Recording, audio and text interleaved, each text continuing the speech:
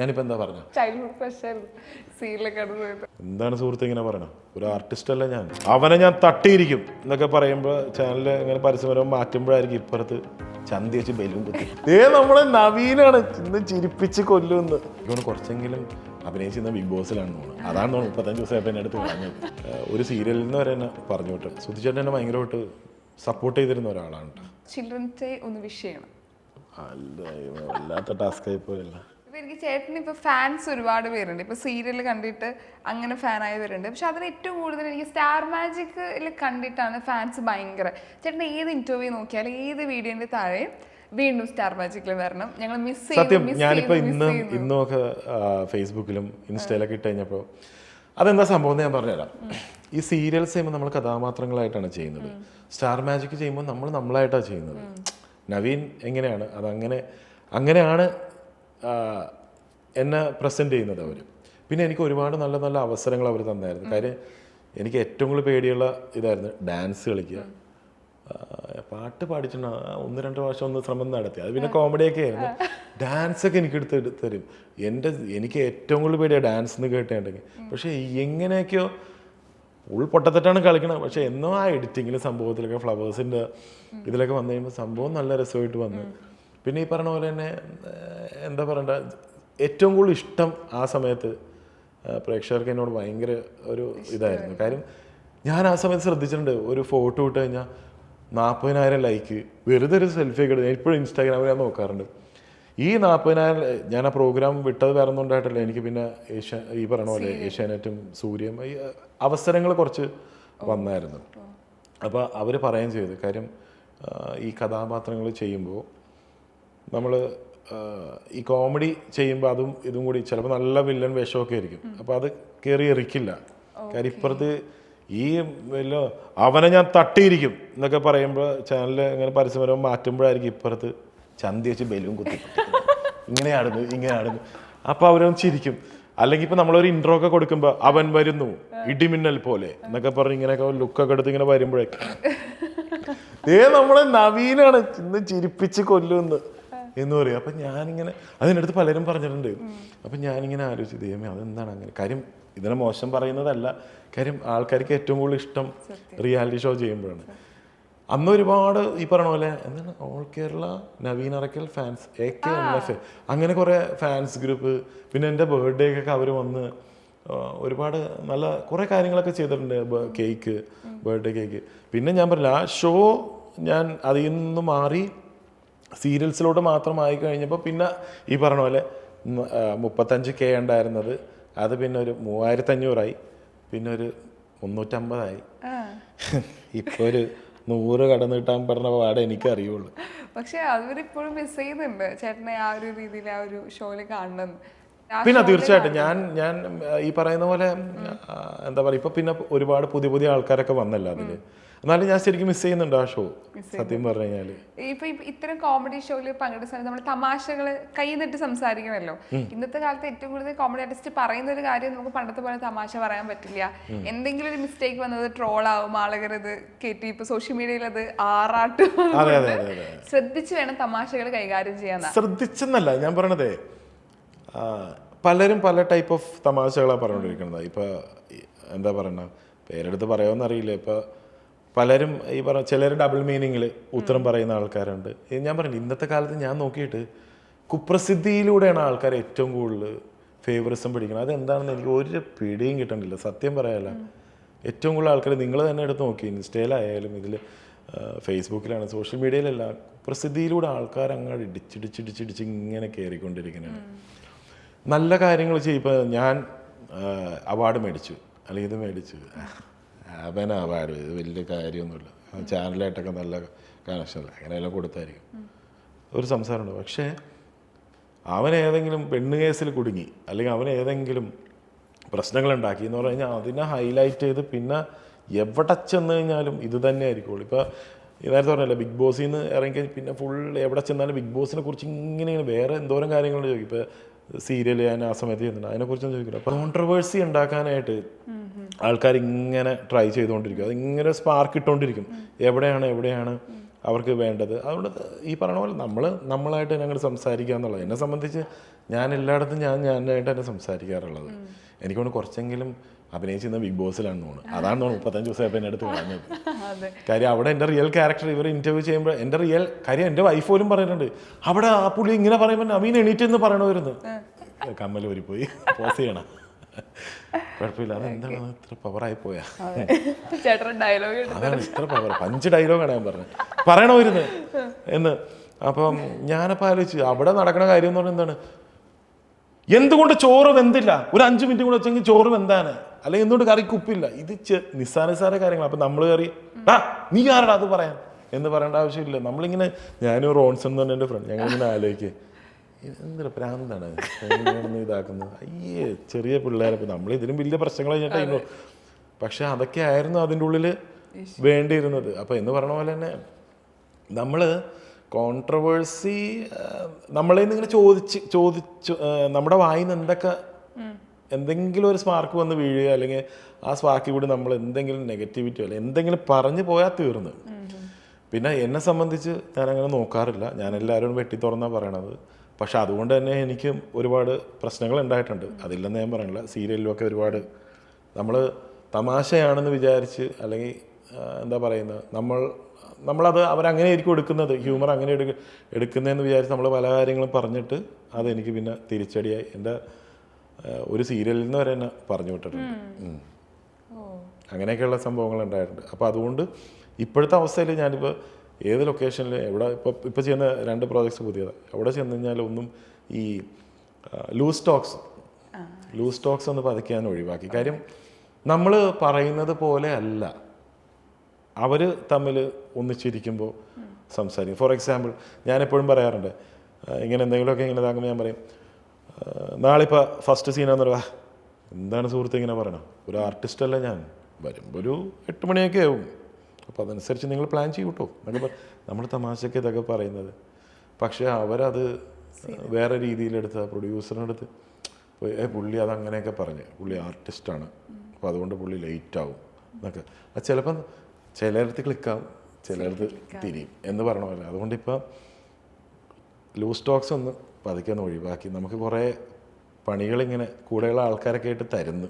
അപ്പോൾ പിന്നെ അളന്ന് കുറിച്ചൊക്കെയാണ് ഇപ്പം സംസാരിക്കുന്നത്. ഇപ്പം ഇതിൽ ഒരുപാട് ഗെയിംസ് ഉണ്ടല്ലോ ഈ പറഞ്ഞ സ്റ്റാർ മാജിക്കില്. ഇപ്പൊ ഓരോ പ്രത്യേകിച്ച് വലിയൊരു ഷോയിൽ ഇത്തരം ഗെയിം ചെയ്യുമ്പോൾ അവർ ശ്രദ്ധിക്കും, സെക്യൂരിറ്റിക്ക് ഉണ്ടെങ്കിലും എന്തെങ്കിലും അപകടങ്ങൾ എന്തെങ്കിലും പറ്റിയിട്ടുണ്ടോ? ഇപ്പോൾ സ്റ്റാർ മാജിക്കിലാണെങ്കിലും സേഫ്റ്റി മെഷേഴ്സ് ഒക്കെ ഉണ്ട്. പിന്നെ നമ്മൾ ശ്രദ്ധിക്കാതെയൊക്കെ നമ്മൾ ഒരുപാട് കോമഡിയൊക്കെ കാണിച്ച് കഴിഞ്ഞ് വല്ല തെന്നി അടിച്ച് വീണ് കഴിഞ്ഞ് ഞാനെപ്പോഴും പറയും, ഗെയിംസ് വരുമ്പോൾ അതിലുള്ള കണ്ടസ്റ്റൻസിൻ്റെ അടുത്ത് പറയും, ഒരു കാര്യം ശ്രദ്ധിക്കേണ്ടത് നിങ്ങളുടെ ആരോഗ്യമാണ്. കാര്യം പലരും അതിൻ്റെ ഉള്ളിൽ നിന്ന് നടുവടിച്ച് വീഴുകയും ഒക്കെ സംഭവിച്ചിട്ടുണ്ട്. ഈ ഐശ്വര്യ എന്നൊക്കെ പറഞ്ഞൊരു പുള്ളിക്കാരി, അവളൊക്കെ എന്ന് പറഞ്ഞാൽ ഗെയിമിൻ്റെ എക്സ്ട്രീമാണ് പുള്ളിക്കാരി. അപ്പോൾ ഞാൻ അവൾക്ക് പറഞ്ഞു, എടീ വെറുതെ ആവേശം വന്ന് ചേരുത്, വല്ല നടുവടിച്ച് വീണ് കഴിഞ്ഞാൽ നിനക്കേ ഇതുണ്ടാവുള്ളൂ, പ്രശ്നം ഉണ്ടാവുള്ളൂ. സൗന്ദര്യവും ആരോഗ്യവും ഉള്ളിടത്തോളം കാലം നമുക്ക് അവസരങ്ങളുണ്ട്, സൗഹൃദങ്ങളുണ്ട്, ഒരുപാട് സന്തോഷം, എല്ലാം ഭയങ്കര രസമാണ്. ആരോഗ്യമില്ലെങ്കിലുള്ള അവസ്ഥ ഒന്ന് ആലോചിച്ച് നമുക്ക് എന്തെങ്കിലും ഒരു കാര്യം. എനിക്കറിയാവുന്ന കുറച്ച് ആൾക്കാരുണ്ട് ഈ ഫീൽഡിൽ തന്നെ ഉള്ളവർ, അവർക്ക് ഇതുപോലെ പല ബുദ്ധിമുട്ട്, ടെക്നീഷ്യൻസ് ആണെങ്കിലും ആർട്ടിസ്റ്റുകളാണെങ്കിലും അവർക്കൊരു ബുദ്ധിമുട്ട് വന്നു കഴിഞ്ഞപ്പോൾ ഞാൻ മനസ്സിലാക്കിയൊരു കാര്യമാണ്, ഈ ഇൻ്റർവ്യൂ കണ്ടുകൊണ്ടിരിക്കണമെങ്കിൽ അവർക്കറിയാൻ പറ്റും. ഞാൻ മനസ്സിലാക്കിയൊരു കാര്യം, മീഡിയ ഫീൽഡിൽ നിന്ന് സഹായങ്ങൾ വളരെ കുറവാണ്. ഈ അടുത്ത് ഒരു സംഭവം ഉണ്ടായാൽ അവളിൽ വർക്ക് ചെയ്തൊരു ടെക്നീഷ്യൻ്റെ അടുത്ത് പറഞ്ഞാൽ പ്രൊഡ്യൂസർ സൈഡിൽ നിന്ന് 10 പൈസ ഉണ്ടായില്ല. ആ സ്ഥലത്ത് ഉണ്ടായ ഒരു അപകടമാണ്, അതായത് ഇതിനോട് സംബന്ധിച്ചുണ്ടായ ഒരു അപകടമാണ്. പുള്ളിക്ക് ഇതുപോലെ നടുവിനൊരു പ്രശ്നം വന്ന് വണ്ടി പോയി തട്ടി. എൻ്റെ അടുത്ത് പറഞ്ഞതാണ്, എനിക്ക് ഒരു സഹായം പ്രൊഡ്യൂസർ സൈഡിൽ നിന്ന് കിട്ടിയില്ല. അതിൽ 2-3 പേരുണ്ടായി, അവരൊക്കെ ആയിട്ട് ഞാനിപ്പോഴും കോൺടാക്ട്സ് ഉണ്ട്. ഞാൻ പറഞ്ഞതാണ്. അപ്പോൾ ഞാനിങ്ങനെ ചോദിച്ചു എന്തായി, അപ്പോൾ എൻ്റെ അടുത്ത് പറഞ്ഞു, ചേട്ടൻ പറയാൻ ശരിയാണ്, ഞാനന്ന് പറയാറുണ്ട് ഓരോ കാര്യങ്ങളിങ്ങനെ സംസാരിക്കും. കുടുംബം മാത്രമേ ഉള്ളൂ, ഇപ്പം വേറെ ഒരു സൈഡിൽ നിന്നൊരു സഹായമില്ല, ആകെ ബുദ്ധിമുട്ടിലാണ്. ഈ തങ്കച്ചി ചേട്ടന്റെ ലൂസിഫറിലെ ഒരു എപ്പിസോഡ് ഉണ്ടായിരുന്നല്ലോ, നിങ്ങൾ പൊളിച്ച് അത് ഇൻസ്റ്റാഗ്രാം ലേറ്റസ്റ്റ് ആയിട്ട് വീഡിയോ ക്ലിപ്പ് ഇട്ടിട്ടുണ്ട്. ഞാൻ കഴിഞ്ഞ ദിവസം ഇട്ടിട്ടുണ്ട്. ഞാൻ ഇന്നലെ തങ്കച്ചൻ ചേട്ടൻ്റെ അടുത്ത് ഞാനത് പറയുകയും ചെയ്തു. ഞാൻ പറഞ്ഞു, തങ്കച്ചേട്ടൻ ഭയങ്കര രസമുണ്ട്, എനിക്ക് ഭയങ്കര ഇഷ്ടപ്പെട്ട ഒരു ഇതായിരുന്നു. കാര്യം ഒന്നാമത് തങ്കച്ചൻ ചേട്ടന് ഭയങ്കര രസമാണ്. കാര്യം ആ ഗ്യാങ്ങിൽ എനിക്ക് ഭയങ്കര കംഫർട്ടബിൾ. ഇപ്പോഴും തങ്കച്ചൻ ചേട്ടനായിട്ട് വളരെ നല്ല സൗഹൃദമുള്ള അപ്പോൾ ഞാനിങ്ങനെ പറഞ്ഞത് അതെനിക്ക് കണ്ടിട്ട് ഇഷ്ടപ്പെട്ട ഒരു സംഭവം ആയതുകൊണ്ടാണ് ഞാനത് വീണ്ടും എടുത്ത് റീപോസ്റ്റ് ചെയ്തത്. രസമായിരുന്നു, കാര്യം ഭയങ്കര കംഫർട്ടബിളാണ് തങ്കച്ചേട്ടനായിട്ട് ചെയ്യുമ്പോൾ. അപ്പോൾ ലൂസിഫറിലെ പുള്ളി അതെന്ന് സംബന്ധിച്ച് പുള്ളി എടുത്തിട്ട് എനിക്കിട്ട് ഇങ്ങനെ ലാലേട്ടനെ ഇങ്ങനെ ചവിട്ടിട്ട് സംസാരിക്കണ ഒരു ഇതുണ്ടല്ലോ. അപ്പോൾ എന്ന് പറയുന്ന പോലെ തന്നെ പുള്ളി ഇതുപോലെ തന്നെ അൺഎക്സ്പെക്റ്റഡ് ആയിട്ട് എനിക്കിട്ടൊരു ഒറ്റ ചവിട്ട്. അത് ശരിക്കും സ്പോട്ടിൽ അങ്ങനെ ക്രിയേറ്റ് ചെയ്യണം പ്ലാൻ ചെയ്തിട്ടാണോ? അത് പറയില്ല, അതതിന്റെ ഹൈലൈറ്റ്. സംഭവം നല്ലതായിരുന്നു, അടിപൊളിയായിരുന്നു. ഓക്കെ ആണല്ലോ. ഈ ഡയലോഗ് ഒക്കെ സ്പോട്ടിൽ നിങ്ങൾ ഇടുന്നതാണോ എന്ന് അറിയാമായിരുന്നു. അല്ല, തീർച്ചയായിട്ടും അതിന്റെ കൂടുതലും ഞാൻ ഇപ്പോഴും പറയുന്നു. തങ്കച്ചേട്ടൻ അത് ഇന്നലെ എനിക്ക് വോയിസ് ആയിട്ട് ഇട്ടതാണ്. അപ്പോൾ എന്തായാലും പറയണമല്ലോ, തങ്കച്ചേട്ടൻ്റെ കാര്യം ഞാൻ പറയാം. അത് സത്യം പറഞ്ഞു കഴിഞ്ഞാൽ അത് വലിയ പ്ലാനിങ് ഒന്നും ഉണ്ടായിരുന്നില്ല. അത് എന്താ പറയുക, പുള്ളിയുടെ വോയിസ് എൻ്റെ ഫോണിലേക്കാണ്. ഇത് കഴിഞ്ഞപ്പോൾ പുള്ളിക്കാരൻ ഇതുപോലെ തന്നെ എൻ്റെ അടുത്ത് പറഞ്ഞ് ഞാൻ നിനക്കിട്ട് ഒരു ചവിട്ട് വരും, ഈ ഡയലോഗും പറഞ്ഞിട്ട് നിൻ്റെ അച്ഛനല്ലടാ മറ്റേ ആ ഡയലോഗുണ്ടല്ലോ ലാലേട്ടൻ പറയുന്നത്. അപ്പോൾ നീ കലിപ്പ് മാത്രം നിന്നാൽ മതി, ബാക്കി നീ എന്നെ വലിച്ച് ദൂരെ ഇട്ട് കറക്കി വന്നത്. അത് ഫുള്ള് ഇപ്പോഴും ഞാൻ പറഞ്ഞ തങ്കച്ചേട്ടൻ്റെ ഒറ്റ ഇതായിരുന്നത്, എന്താ പറയുക, പ്ലാനിങ് ആയിരുന്നത്. ഞങ്ങൾ ഇപ്പോഴും സ്റ്റാർ മാജിക് കാണുമ്പോൾ മിസ് ചെയ്യുന്ന ഒരാളാണ് സുധിച്ചേട്ടൻ. സുധിച്ചേട്ടൻ്റെ ഈ ഇപ്പോഴും ആ പ്ലാറ്റ്ഫോമിലേക്ക് പോകുന്ന സമയത്ത് മിസ് ചെയ്യാറുണ്ടോ? പിന്നെ തീർച്ചയായിട്ടും സുധിച്ചേട്ടൻ എന്ന് പറയുന്നത് ഞാൻ പറഞ്ഞില്ലേ, എനിക്ക് അവിടെ സൗഹൃദം ഉണ്ടായിരുന്ന തങ്കച്ചേട്ടൻ, സുധിച്ചേട്ടൻ, ബിനു അടിമാലി, ഇവരൊക്കെ എൻ്റെ നല്ല ഫ്രണ്ട്സായിരുന്നു. ആണിപ്പോഴും ഇത് തന്നെയാണ്. അപ്പോൾ ഈ പറഞ്ഞ പോലെ ഞാൻ സുധിച്ചേട്ടൻ്റെ ആ വേർപാടിൻ്റെ സമയത്ത് ഞാനിവിടെ ഉണ്ടായിരുന്നില്ല, ഞാൻ ട്രിവാൻഡ്രത്തായിരുന്നു. പക്ഷെ ഞാനിവിടെ എത്തി പറയുന്ന ഫ്ലവേഴ്സിൻ്റെ അവിടെ വെച്ചാണ്. നല്ലൊരു കലാകാരനായിരുന്നു, ഈ പറയുന്ന പോലെ സപ്പോർട്ടീവായിരുന്നു. അതിപ്പോൾ പലരും പറയും നമ്മൾ ഈ വേർപാടിന് ശേഷം ആ വ്യക്തിയെക്കുറിച്ച് നല്ലത് പറയുന്നു, അതുവരെ പറയാത്ത ആൾക്കാർ. അപ്പോൾ എന്ന് പറഞ്ഞാൽ അങ്ങനെ പറയണതല്ല, ഞാനത് വളരെ ഓപ്പണായിട്ട് പറഞ്ഞു. എന്നെ ഭയങ്കരമായിട്ട് സപ്പോർട്ട് ചെയ്യും. കാര്യം എനിക്ക് ഈ സ്റ്റാർ മാജിക് വരുമ്പോൾ എനിക്ക് അറിയില്ല ഇത് എങ്ങനെയാണ് ചെയ്യുന്നത്. പല സ്കിറ്റൊക്കെ തരും. ഇവരൊക്കെ എന്ന് പറഞ്ഞാൽ പുലികളാണ്. ഈ ഒരു ടോപ്പിക്ക് ഇട്ട് കൊടുത്താൽ ടക്ക് ടക്ക് ടക്ക് എന്ന് പറഞ്ഞു. കാര്യം എൻ്റെ അടുത്ത് പറയാം, എടാ നോബിയുണ്ട്, അസീസുണ്ട്, പിന്നെ നമ്മുടെ നെൽസൺ ചേട്ടൻ, ഇവരൊക്കെ എന്ന് പറഞ്ഞാൽ പുലികളാണ്. ഇവരിങ്ങനെ ഡയലോഗ് ഇങ്ങനെ സ്പോട്ടിലാണ് ഇങ്ങനെ. അപ്പം നീ ആളെ ഇങ്ങനെ പറയുമ്പോൾ ഇങ്ങനെ പറയാം, അപ്പം ഇങ്ങനെ പറയുമ്പോൾ ഇങ്ങനെ പറയാം. അപ്പോൾ ഒരു കാര്യം ചെയ്യും, എടാ നീ ഒരു കാര്യം ചെയ്യും, നീ അപ്പം ഞാൻ ഇങ്ങനെ പറയുമ്പോൾ നീ അത് ഇങ്ങനെ പറഞ്ഞാൽ മതിയിട്ടാന്ന് പറയും. അപ്പം ഞാനെന്ത് എങ്ങനെ പറയണ്ട, ഇങ്ങനെ പറയുന്നത് ഞാനിതിങ്ങനെ മൊബൈലിൽ എഴുതി വെക്കും. ഇവർക്കൊന്നും വേണ്ടല്ല, നമുക്കറിയില്ലല്ലേ. ഞാൻ ഇങ്ങനെ എഴുതി എന്നിട്ട് എന്ത് ചെയ്യും, ഈ സ്കിറ്റ് അങ്ങനെ തുടങ്ങി കഴിയുമ്പോഴാണ് ദൈവമേ. അപ്പം ഞാൻ ക്യൂ ഓർക്കും. അപ്പം ഇത് പറയുമ്പോഴാണല്ലേ ഞാനിത് പറയേണ്ടതെന്ന് ഞാനത് ഇങ്ങനെ ഇങ്ങനെ വെച്ച് ഇങ്ങനെ ഇതാക്കി വെക്കും. ഇവർ സ്കിറ്റ് തുടങ്ങിയാലോ, ഇവർ കയ്യിൽ നിന്ന് പറഞ്ഞ് ഞാൻ ഈ ഏരിയ എത്തണ വരെ ഞാനിങ്ങനെ ഓർത്തിരിക്കും. ഇപ്പോൾ വരും, ഇപ്പോൾ വരും, ഇപ്പോൾ വരുന്നു. പെട്ടെന്നായിരിക്കും നമ്മളിപ്പോൾ ഓർക്കും അടുത്തെത്തി, എൻ്റെ ഡയലോഗ്. അപ്പോഴായിരിക്കും അവിടെ നിന്ന് ഡൈവേർട്ട് ചെയ്ത് വേറെ കോമഡി പറഞ്ഞു അവിടെ നിന്നും പോയി. അപ്പം ഞാനിങ്ങനെ ടെൻഷൻ അടിച്ചിങ്ങനെ. പിന്നെ ഞാൻ ഓർക്കുക ഇപ്പം എങ്ങാനും വരില്ലെന്ന് പറയുമ്പോഴായിരിക്കും ആ ഡയലോഗ് പറഞ്ഞു. അപ്പോൾ പെട്ടെന്ന് സ്റ്റക്കാവും. എടാ ഇത് പറ, ഞാൻ ആയാ എന്ന് പറയും. കാര്യം നമുക്കൊരു പിടി കിട്ടൂല ഇത്. ഇവർ ഭയങ്കര ഈ അസീസ് എന്നൊക്കെ പറഞ്ഞ ഒരു രക്ഷയില്ല, ഭയങ്കര അടിപൊളിയായിട്ട് ഇങ്ങനെ പറഞ്ഞുകൊണ്ടിരിക്കുക, ഡയലോഗ്സ് ഇങ്ങനെ പറഞ്ഞെടുക്കും. നമ്മളതുകൊണ്ട് ഭയങ്കര ഇവരുടെ വിശ്വസിച്ച് നമ്മൾ നിൽക്കരുത്. ഉറപ്പായിട്ടും എന്താ പറയുന്നത്, അവരിങ്ങനെ ഇങ്ങനെ പോണത്, അവരിങ്ങനെ കറങ്ങി പല ഏരിയയിലൊക്കെ പോയിട്ടായിരിക്കും എൻ്റെ ആ ഡയലോഗിന് മുമ്പ് ഉള്ള സാധനം വരുന്നത്. നമ്മളെപ്പോഴും കോൺഷ്യസ് ആയിട്ടിരിക്കണം. എന്ന് പറയുന്ന പോലെ തന്നെ അന്ന് ഞാൻ ഭയങ്കര ടെൻഷനായിരുന്നു. അന്ന് സുധിച്ചേട്ടൻ അന്ന് കുറേ ഹെൽപ്പ് ചെയ്തിട്ടുണ്ട്. സുധിച്ചേട്ടൻ പറയാം, നവീന് നീ. പിന്നെ ഞാൻ സീരിയലിൽ ചെല്ലുന്ന സമയത്ത് പലപ്പോഴും ഡേറ്റ് ക്ലാഷ് ആകുമ്പോൾ എനിക്ക് വരാൻ പറ്റാണ്ടാകുമ്പോൾ സുധിച്ചേട്ടൻ വിളിക്കാറുണ്ടായിരുന്നു. നീ എവിടെയാണിത്, നീ വാട ഇങ്ങട്. അപ്പോൾ ഞാൻ ചേട്ടാ സീരിയലും ഇതും, എടാ നിനക്ക് ഇവിടെയാണ്, നിന്നെ ഏറ്റവും കൂടുതൽ ആൾക്കാർ ഇഷ്ടപ്പെടുന്നത് ഈ ഷോണ്. ഞാൻ പറഞ്ഞാൽ ശരിയാണ്, പക്ഷേ നമ്മൾ ഉപജീവന മാർഗം അവിടെ നിന്നാണ് നമ്മളൊരു തുടക്കം വന്നിരിക്കുന്നത്. പക്ഷേ സുധിച്ചേട്ടൻ എന്നെ ഭയങ്കരമായിട്ട് സപ്പോർട്ട് ചെയ്തിരുന്ന ഒരാളാണ്, അത് പറയാതിരിക്കാൻ വയ്യ. സോഷ്യൽ മീഡിയയിൽ ഒരു സമയത്ത് ഭയങ്കര ചർച്ച ആയിട്ടുള്ളൊരു കാര്യമായിരുന്നു സുധിച്ചേട്ടൻ്റെ ഒരു പെർഫ്യൂം. ആ പേര് പറയുന്നില്ല, ഒരു യൂട്യൂബ് ചാനൽ ഗിഫ്റ്റ് ചെയ്ത് സമയത്തെടുത്ത് ഒരുപാട് ചർച്ച വന്നിട്ടുണ്ടായിരുന്നു. ഒരുപാട് യൂട്യൂബ് ചാനൽ അതെടുത്ത് സംസാരിക്കുന്നുണ്ടായിരുന്നു. രണ്ടുപേരെയും പേഴ്സണലി അറിയുന്ന ഒരാളാണ്. ആ വിഷയത്തിൽ ചേട്ടൻ എന്തായിരുന്നു ഫീൽ? അല്ല, എനിക്ക് പെർഫ്യൂമിൻ്റെ വിഷയമല്ല. എനിക്ക് ഈ പറയുന്ന പോലെ എന്താ പറയേണ്ടത്, രണ്ടുപേരെയും എനിക്ക് പേഴ്സണലി അറിയാവുന്ന ആൾക്കാരാണ്. പിന്നെ എന്നറിയോ, ഞാൻ കൂടുതലും ഇങ്ങനത്തെ കാര്യങ്ങളിൽ ഇതിപ്പോൾ വൈഫിൻ്റെ എന്തോ നിർബന്ധപ്രകാരമായിരുന്നല്ലോ. അപ്പോൾ എനിക്ക് തോന്നുന്നു അതുകൊണ്ടായിരിക്കാം. പിന്നെ എനിക്ക് അതിൽ യോജിക്കാൻ പറ്റാത്തതെന്ന് പറഞ്ഞു കഴിഞ്ഞാൽ ഈ പുള്ളിക്കാരി ഒരു വീഡിയോ എന്തോ ഇട്ടപ്പോൾ അത് മണി മേക്കിങ്ങിന് വേണ്ടി ഇട്ടു എന്ന് പറഞ്ഞൊരു ഇതുണ്ടായിരുന്നു. അത് എനിക്ക് കേട്ടപ്പോൾ ഒരു ഇത് തോന്നി, എന്താണ് അതിൻ്റെ സത്യാവസ്ഥ എന്ന് ഞാൻ വിളിച്ചു ചോദിച്ചത്. കാര്യം ഇതൊരു ഭയങ്കര കോൺട്രവേഴ്സി ആയിട്ട് പോയി. അപ്പോൾ പിന്നെ ആ സമയത്ത് ഇത് വിളിച്ചു ചോദിക്കണത് ശരിയല്ലല്ലോ. പിന്നെ ഈ പറഞ്ഞ ചിലപ്പോൾ പുള്ളിക്കാരിക്ക് ഭയങ്കരമായിട്ട് മിസ് ചെയ്യുന്നുണ്ടാവും വൈഫിനെ ആ ഒരു പെർഫ്യൂം. കാര്യം ഇപ്പം ഞാൻ ഉപയോഗിച്ചിരിക്കുന്ന പെർഫ്യൂം തന്നെ, അത് ഞാൻ പെർഫ്യൂമിൻ്റെ കാര്യം പറഞ്ഞുകൊണ്ടാണ് പറഞ്ഞത്, അതെനിക്ക് ഇഷ്ടപ്പെട്ടൊരു പെർഫ്യൂം. തീർന്നു പോയ ആ പെർഫ്യൂം അതെനിക്ക് ഒരു ഊതായിരുന്നു. അപ്പോൾ അത് കിട്ടുന്നില്ല. അത് പല സ്ഥലത്തും ഞാനത് നോക്കിയിട്ടുണ്ട്. ഞാൻ ഈ അടുത്താണ് ഒരു ലൊക്കേഷനിൽ വന്നപ്പോൾ ഞാൻ പറഞ്ഞു, ഇതൊന്ന് പുള്ളിക്കാരൻ അവിടെ പെർഫ്യൂം ചെയ്യുന്ന ആളാണ്. അപ്പോൾ ഞാനത് കൊടുത്തു. അത് കൊടുത്തപ്പോൾ പുള്ളി പറഞ്ഞ് മണത്തിട്ട് പറഞ്ഞു, ഇത് രണ്ടു മൂന്നെണ്ണം മിക്സ് ചെയ്യണമെന്ന് പറഞ്ഞു. മിക്സ് ചെയ്താൽ കിട്ടില്ല.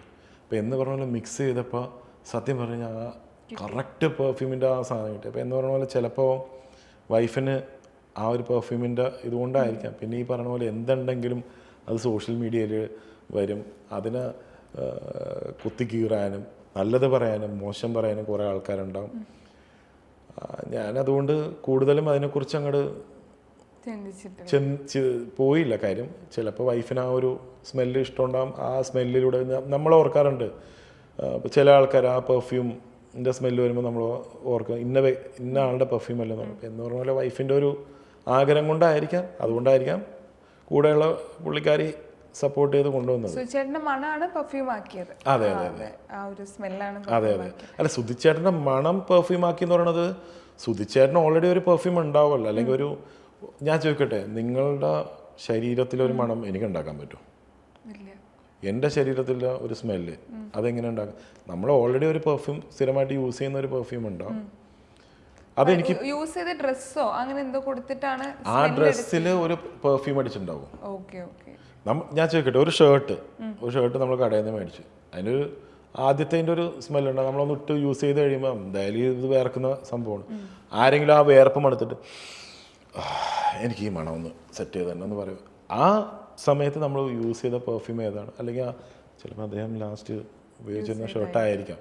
ആ ഒരു പെർഫ്യൂം എന്തെങ്കിലും ഒരു സ്മെല്ല് ഉണ്ടാവണം. ആ സ്മെല്ലാണല്ലോ പെർഫ്യൂമായിട്ട് എടുത്തിരിക്കുന്നത്. അല്ലാണ്ട് ഒരു ശരീരത്തിൽ എങ്ങനെ ഒരു സ്മെല്ലുണ്ടാവും? ശരീരത്തിൽ വേർപ്പിന്റെ സ്മെല്ല് ഉണ്ടാവുള്ളൂ.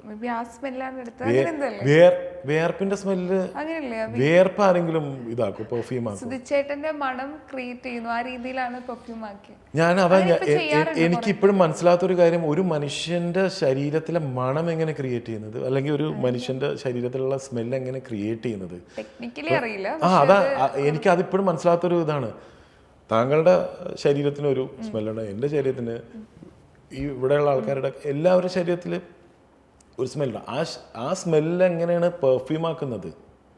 അങ്ങനെയുള്ള ഒരു ഷോപ്പ് ഉണ്ട്, അവിടെ നിന്നാണ് അവർ ചെയ്തതെന്നാണ് വീഡിയോയിൽ. എനിക്ക് അതിനെക്കുറിച്ച് യാതൊരു പിടുത്തമില്ല. അല്ല, അറിവില്ല എന്നുള്ളതല്ല, ഒരിക്കലും ഒരാളുടെ ശരീരത്തിൻ്റെ വിയർപ്പിൻ്റെ മണമോ അല്ലെങ്കിൽ ഒരു ദുർഗന്ധമായാലും സുഗന്ധമായാലും, ഈ സുഗന്ധം പറഞ്ഞാൽ എങ്ങനെയാണ്, നമ്മൾ ശരീരത്തിൽ ഓട്ടോമാറ്റിക്കലി നമ്മൾ ഉപയോഗിച്ചിരിക്കുന്ന ഏതെങ്കിലും ഒരു പെർഫ്യൂം ആ സമയത്ത് അടിച്ച് ചിലപ്പോൾ നല്ല എന്തെങ്കിലും നല്ല പെർഫ്യൂം, ആ ഒരു കോമ്പിനേഷൻ ഓഫ് സ്മെല്ലായിരിക്കും ക്രിയേറ്റ് ചെയ്തെടുക്കുന്നത്.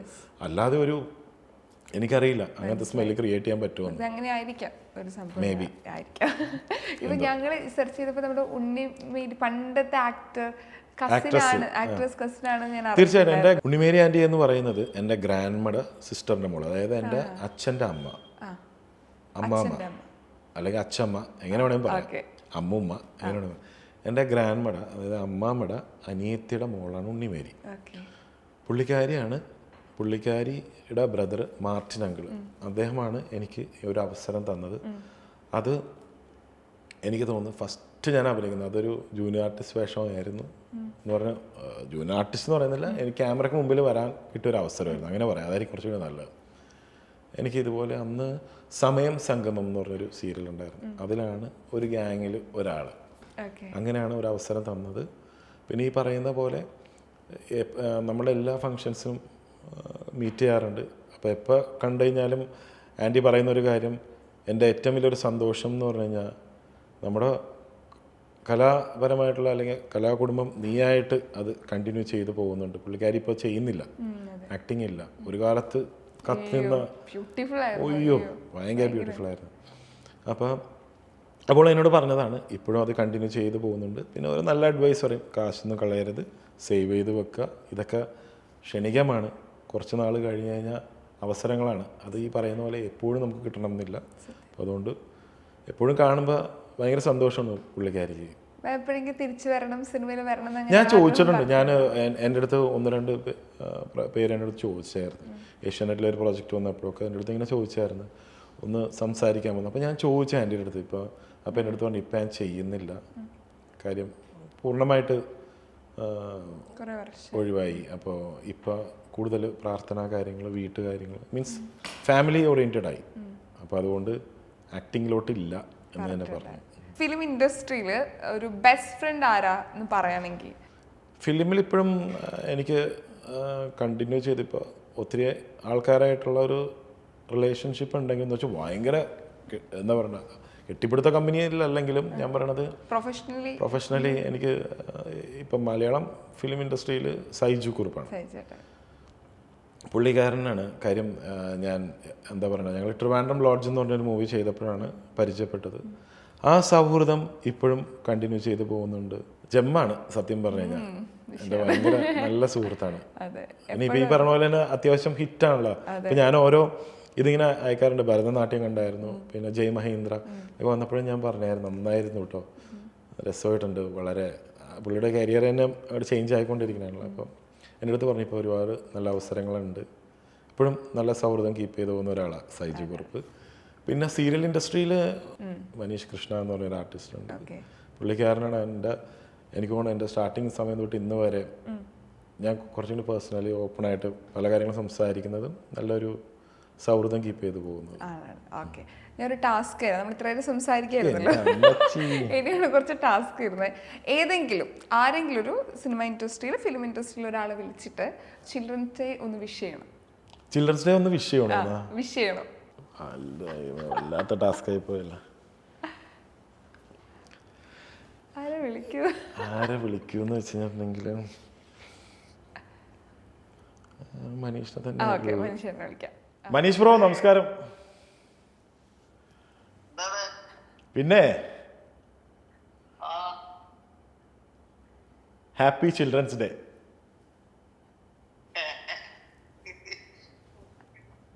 അപ്പോൾ എന്തായാലും ഈ ചിൽഡ്രൻസ് ഡേ സന്തോഷമായിട്ട് കുടുംബം ഒന്നിച്ച് കുട്ടിയൊക്കെ ആയിട്ട് ഇന്ന് ആഘോഷിക്കുക.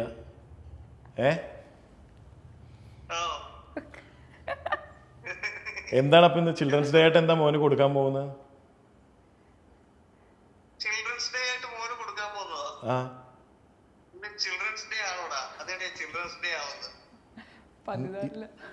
ഇന്ന് ചിൽഡ്രൻസ് ഡേ അല്ലേ?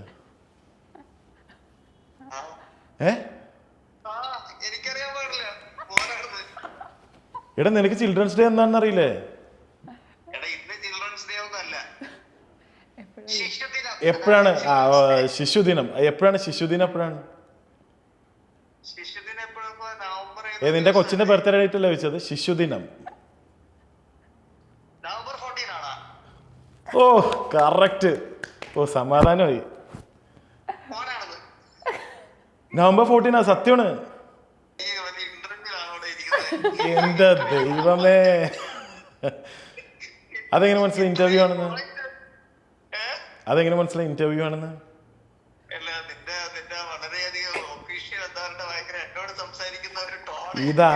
ഇതാണ് ഞാൻ പറഞ്ഞത്. ഞാൻ ഇങ്ങനെ സംസാരിക്കാറില്ല. എന്റെ സംസാര രീതി എന്താണ്? ആദ്യം തന്നെ എന്റെ വായിന്ന് തന്നെ എന്താണെന്ന് അവനാ.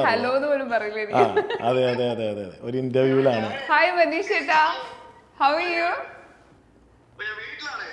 കുഴപ്പമില്ല. മനുഷ്യനെ കുറിച്ച് ഒരുപാട് കാര്യങ്ങൾ പറയുന്നുണ്ടായിരുന്നു, ഇന്റർവ്യൂല് പൊക്കി അടിക്കുന്നുണ്ടായിരുന്നു. നിന്റെ കുറിച്ചുള്ള കുറെ കുറ്റങ്ങൾ ഞാൻ പറഞ്ഞിട്ടുണ്ട്.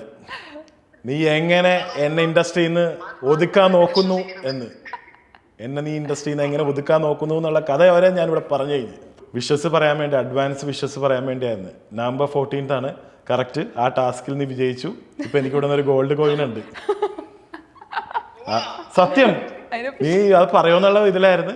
അപ്പൊ ആ കോയിൻ കിട്ടി കഴിയുമ്പോ ഞാൻ നിനക്ക് അത് നമുക്ക് സെറ്റാക്കാം. നമുക്ക് ആരും അറിയണ്ട, എവിടെയെങ്കിലും പോയി തട്ടാം. അപ്പൊ ശരി, ഓക്കെ, ബൈ. ബൈ. ദൈവം അന്ന് എനിക്ക് ആള് ഭയങ്കര ഇഷ്ടമായിരുന്നു. ഏ ചൈൽഡ്ഹുഡ് ഫ്രഷായിരുന്നു സീരിയലൊക്കെ പോയത്. അയ്യോ അത് പറയാറുന്നില്ല ദൈവമേ ഇത്. ഞാൻ എപ്പോഴും എനിക്ക് ആൾക്കാരെ കാണുമ്പോൾ ഞാൻ അവരോട് ചോദിക്കുന്ന ഒരു കാര്യമുണ്ട്, മെയിൻ ആയിട്ടുള്ളൊരു കാര്യം. ഈ ഒരു 45 വർഷത്തിനിടയിൽ ചേട്ടൻ ലൈഫിൽ പഠിച്ചിട്ടുള്ള ഒരു കാര്യം. എനിക്ക് പറയാനുള്ളത്, നമ്മൾ ഏത് കാര്യം നേരത്തെ പറഞ്ഞ പോലെ തന്നെ നമ്മൾ ഏത് കാര്യത്തിലാണ് മുന്നോട്ട് ഇറങ്ങാൻ പോകുന്നത്, നമ്മൾ ജോലിപരമായിട്ടാണെങ്കിലും എന്ത് കാര്യമാണെങ്കിലും നമ്മൾ ഏറ്റവും കൂടുതൽ നമ്മൾ അത് വേണമെന്ന് ആഗ്രഹിക്കുക. ആഗ്രഹത്തിൻ്റെ ഒപ്പം തന്നെ നമ്മൾ പ്രയത്നിക്കുന്നതിൻ്റെ ഒപ്പം തന്നെ പ്രാർത്ഥിക്കുക. ഈ 3 കാര്യങ്ങൾ ഞാനിപ്പോഴും അത് ഫോളോ ചെയ്യുന്നുണ്ട്. അതിപ്പോൾ എൻ്റെ കലാപരമായിട്ടാണെങ്കിലും അല്ലാതെയാണെങ്കിലും എന്താണെങ്കിലും. പിന്നെ ഒരു മനുഷ്യൻ്റെ അധികാരത്തിലും സ്വാതന്ത്ര്യത്തിലും ഒരു പരിധി കൂടുതൽ കയറി തലയിടാതിരിക്കുക എന്നാണ് ഇപ്പം ഞാൻ മനസ്സിലാക്കിയത്. ഒരുപാട് സന്തോഷം ചേട്ടനോട് ഇങ്ങനെ സംസാരിക്കാൻ പറ്റിയ. ഒരുപാട് കാര്യങ്ങൾ ഇങ്ങനത്തെ ആൾക്കാരോട് സംസാരിക്കുമ്പോഴേ നമുക്ക് കിട്ടുന്ന കുറച്ച് മെസ്സേജസ് ഉണ്ട്. ആ മെസ്സേജ് പറഞ്ഞപ്പോൾ ഞാൻ ഒരു കാര്യം കൂടി ഞാൻ ഇൻ്റർവ്യൂവിൽ പറയാൻ ആഗ്രഹിക്കുന്നുണ്ട്. ഇപ്പോൾ ഈ ഫോണിൻ്റെ കാര്യം പറഞ്ഞുകൊണ്ട് ഞാൻ പറഞ്ഞ ഫോൺ നമുക്ക് യൂസ് ചെയ്യാം, ആവശ്യത്തിന് യൂസ് ചെയ്യാം. ഞാൻ ഇന്ന് വരെ നോക്കണമെന്നുണ്ടെങ്കിൽ ഞാൻ സോഷ്യൽ മീഡിയനെ കുറ്റം പറയണതല്ല. ഇപ്പം ഇന്നലെ തന്നെ ഞാനൊരു റെസ്റ്റോറൻറ്റിൽ ചെന്ന് കഴിഞ്ഞപ്പോൾ ഞാൻ കണ്ട ഒരു കാര്യം എന്ന് വെച്ചിട്ടുണ്ടെങ്കിൽ ഒരു അമ്മയും 2 മക്കളും വന്നിരിക്കണേണ്. അവർ വന്നിരിക്കുമ്പോൾ ഒരു കുഞ്ഞ് ഇത്രയേ ഉള്ളൂ. ആ കൊച്ച് അമ്മയോട് സംസാരിക്കുന്നുണ്ട്, ഇപ്പോഴത്തെ കുട്ടി ഈ കുഞ്ഞിനോട് സംസാരിക്കുന്നുണ്ട്. അമ്മ ഫുൾ ടൈം ഇത് നോക്കിക്കൊണ്ടിരിക്കുന്നു. അപ്പോൾ ആ കൊച്ച് അത് വേണം, എന്തോ വേണമെന്ന് പറയുന്നു, അത് ഒരിത് കൊടുക്കും. പിന്നെ ഇത് അപ്പോൾ ആ കൊച്ചു വന്നു കഴിയുമ്പോൾ പിന്നെ ദൈവത്തെ ഓർത്ത് ഈ സാധനം ഫോൺ നമുക്ക് വേണ്ടെന്നല്ല പറയണത്. റെസ്റ്റോറൻറ്റ് നമുക്ക് ഒറ്റയ്ക്കിരിക്കുമ്പോൾ ഒറ്റയ്ക്കിരിക്കുമ്പോൾ ഒരു കാര്യം കൂടി ശ്രദ്ധിക്കുക, ഈ റീൽസ് വെച്ചുകൊണ്ട് വെറുപ്പിക്കാതിരിക്കുക. നമ്മൾ മിക്ക സ്ഥലങ്ങളിൽ ചെല്ലുമ്പോഴും ഈ റീൽസ്, ഹോട്ടലിൽ ഭക്ഷണം കഴിക്കാൻ പോകുമ്പോഴും ഇത് തന്നെ റീൽസ് വെച്ച് ബാക്കി അടുത്തിരിക്കണവർക്ക് ഭയങ്കര ബുദ്ധിമുട്ടാണ്. എല്ലാവരും ഫോണിലാണ്. ശ്രദ്ധിച്ചോ, ഞാൻ വെറുതെ പറയണത്, നിങ്ങൾ ശ്രദ്ധിച്ചാൽ മതി. മിക്കവരും വന്നു കഴിഞ്ഞാൽ ഒരു ഹസ്ബൻഡ് ആൻഡ് ഫാമിലി വന്നു കഴിഞ്ഞാൽ മിക്കവരും ഞാൻ ശ്രദ്ധിച്ചിട്ടുണ്ട്, ഭാര്യ ഇപ്പുറത്തെ ഫോണിൽ, ഭർത്താവ് അപ്പുറത്തെ ഫോണിൽ, വെയിറ്റർ വരുന്നു, ഫുഡ് വന്നു കഴിയുമ്പോഴേക്കും പിന്നെ ഫോൺ മാറ്റുന്നു, എത്രയും പെട്ടെന്ന് ഇത് അടിച്ചു തീർക്കുന്നു. ഈ സാധനം ഒന്ന് എപ്പോഴും ഒരു ഗെറ്റ് ടുഗെദർ ഇതിലാണെങ്കിലും പറ്റൂലെന്നറിയാൻ, കാര്യം നമ്മുടെ ശരീരത്തിൻ്റെ ഒരു ഭാഗമായി പോയി. പക്ഷെ എന്നാലും ഞാൻ പറയണത്, ഈ ഫാമിലി ആയിട്ടൊക്കെ വരുമ്പോൾ ഞാൻ എപ്പോഴും ശ്രദ്ധിക്കാറുണ്ട്, എല്ലാവർക്കും ഇതിൽ നോക്കാനാണ് സമയം, അങ്ങോട്ടും ഇങ്ങോട്ടും സംസാരിക്കാനൊന്നും ഇപ്പോൾ ആൾക്കാർക്ക് സമയമില്ല. അപ്പം അതുകൊണ്ട് അതൊരു എന്താ പറയുക, ഒരു അപേക്ഷയാണ് അതൊന്ന്. തീർച്ചയായിട്ടും ഈ ഇന്റർവ്യൂ കാണുന്ന എല്ലാവരും അവരുടെ ലൈഫിൽ എന്തെങ്കിലും ഒരു ചേഞ്ചസ് വരുത്തും.